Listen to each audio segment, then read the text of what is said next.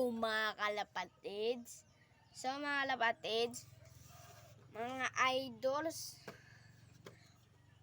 kung bago ka pa lang sa channel ko,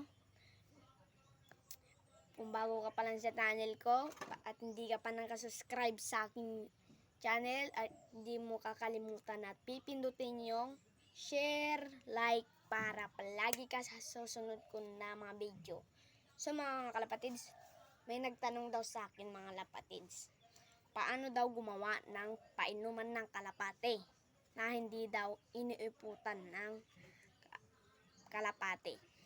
Kasi yung sabi niya daw, iniiputan daw yung painuman niya daw ng kalapate. So, madali lang yan mga kalapatids. So mga kalapatids, madali lang yan. So kung gusto nyo paano gumawa ng DIY na painuman ng kalapate, tara samahan nyo ako. Bye! Yun mga kalapatids, tara samahan nyo na ako. Gagawa tayo ng DIY na painuman ng kalapate. So ang kakailangan nyo una, buhay ng plastic bottle. Ito yung 1.5 mga kalapatids, mga ganito kalaki. Saka mga kalapatids, kakailanganin nyo is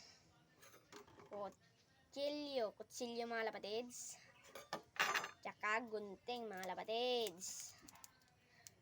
At tsaka mga kalapatids, hiwain mo natin pa ganyan mga kalapatids. Hiwain mo natin pa straight na maganyan mga kalapatids. So, yan mga kalapatids.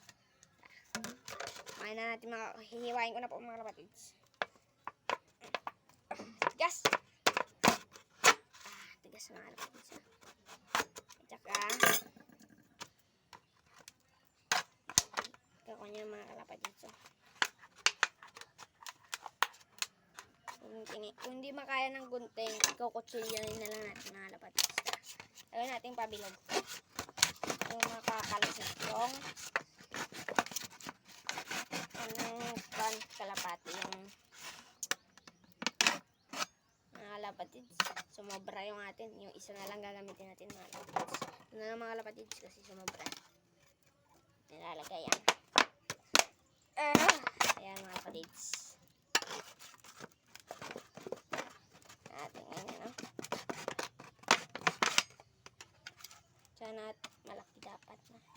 Malaki yung kanya mga kalapatids, yung butas. Yung kakas sa yung ng ibon. Ulo niya. Ayan mga kalapatids.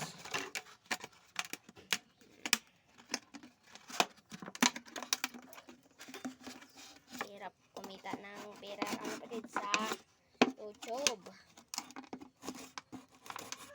Hindi ako pala mga kalapatids.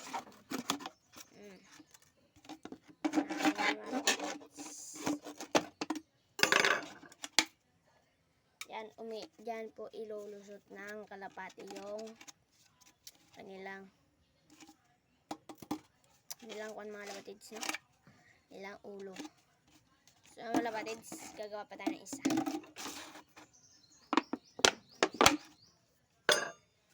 Diyan po ilulusot yung ulo nila mga kalapatids. So mga kalapatids, ganito po ang pangtama, pero hindi po kagandahan po ang ginawa natin. Pero okay na po ito mga kalapatids. Okay na po ito mga kalapatids. Ganito lang po gagawin nyo mga kalapatids.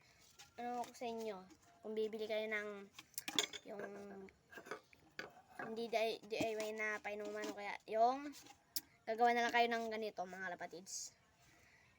So mga kalapatids, binigay ko na yung proseso paano gumawa ng painuman ng kalapati at hindi na maiiputan ng kalapati yung kanilang painuman.